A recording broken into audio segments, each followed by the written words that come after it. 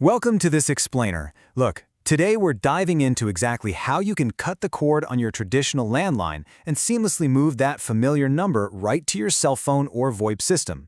If you really value continuity in your communications, or maybe you're just looking to simplify your life by consolidating your devices, well, you are absolutely in the right place. Let's get into it. Okay, so let's kick this off with a pretty simple question. Are you tired of paying high monthly bills for a desk phone you barely even touch just because you can't bear to lose the number? I mean, so many of us have had a family landline number for years, right? It's memorized by relatives, printed on old business cards, and it's deeply tied to your identity.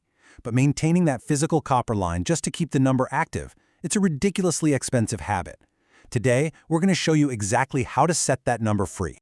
Here is our roadmap for today's explainer. We'll start with an intro to number porting, go over preparation steps, walk through the exact porting process, cover troubleshooting and tips, look at some real-life examples, and wrap up with a final checklist. Section 1. Introduction to number porting. First up, we really need to understand the difference between call forwarding and number porting, because honestly, a lot of folks get these two confused. Call forwarding is a fast, temporary fix. It literally takes just minutes to set up using star codes on your keypad. But here's the catch. It leaves you paying for two completely separate services. Your old landline stays active, and you pay your provider to bounce those calls to your mobile phone. Number porting, on the other hand, permanently transfers the number to your cell phone. The old landline service is canceled automatically, and that landline bill completely eliminated. And to put that into perspective, keeping a landline active just to forward calls can cost you anywhere from $420 to a staggering $900 a year. That's based on standard monthly landline fees, plus those sneaky permanent charges carriers often tack on for forwarded calls. Over a few years, you are literally paying thousands of dollars just to rent a number you aren't actually using at home. Porting wipes this out completely, usually for a one-time fee of $0 to maybe $50. Now, what actually makes this all possible is a legal framework called local number portability. Under federal FCC rules, your phone number belongs to you. It doesn't belong to your carrier, meaning your current provider legally cannot refuse to release it to your new mobile or VoIP provider, even if you have an outstanding balance or an early termination fee. As long as you're staying within the same geographic area, you have the absolute right to take your number with you. Section 2. Preparation steps.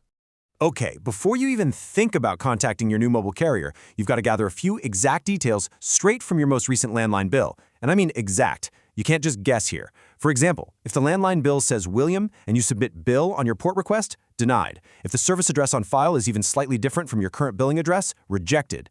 This is exactly why you should ask your current provider for a customer service record, or CSR. It is the absolute source of truth for how your account is formatted in their system, taking all the guesswork right out of the equation. You're also going to need a letter of authorization. Now, don't worry, this sounds way more intimidating than it actually is. Most modern wireless carriers handle this entirely electronically during the sign-up process. You'll likely just, check a box or e-sign a prompt on your phone or in the carrier's app. It's just giving them the legal green light to go fetch your number from the old provider. Section 3. Step-by-step porting process. All right, the most important thing to remember here is that you initiate the process entirely through your new cell provider. When choosing that new provider, definitely double-check their local network compatibility and read up on their customer reviews. But remember, you do not call your old landline company to start the port. You simply choose your new plan, hand over the exact account info and the LOA we just talked about, and then you just sit back.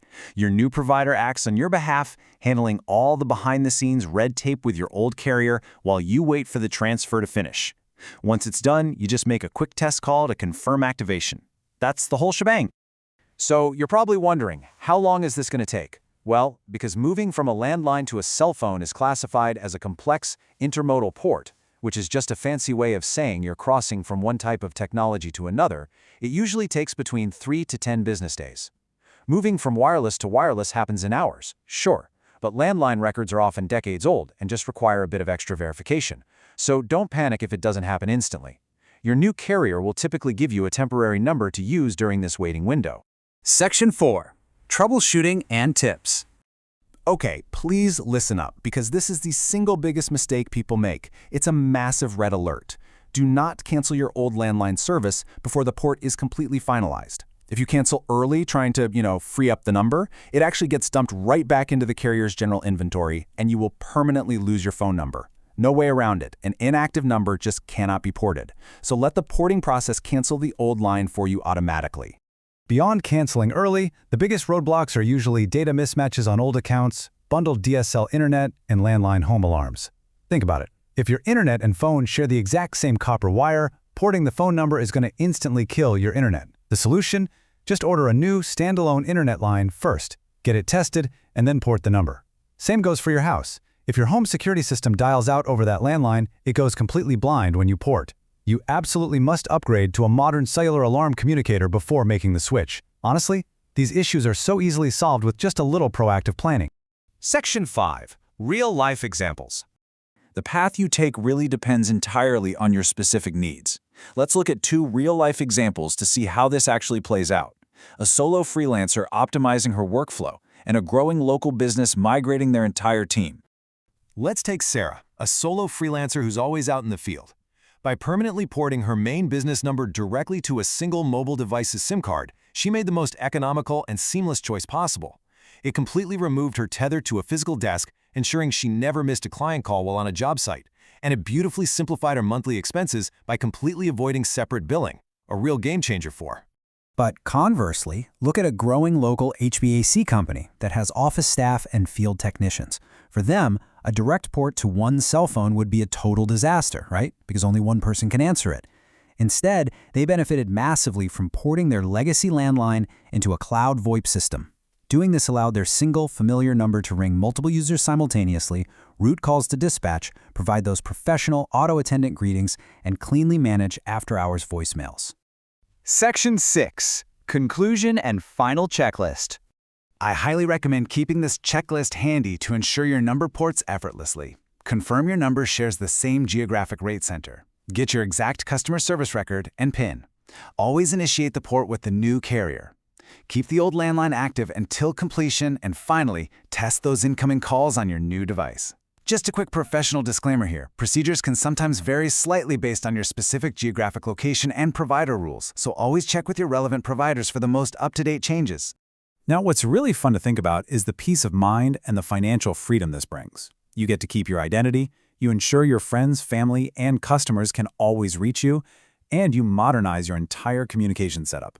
So what will you do with the hundreds of dollars you save every single year by finally setting your phone number free? Thanks so much for joining me on this explainer, and best of luck with your transition.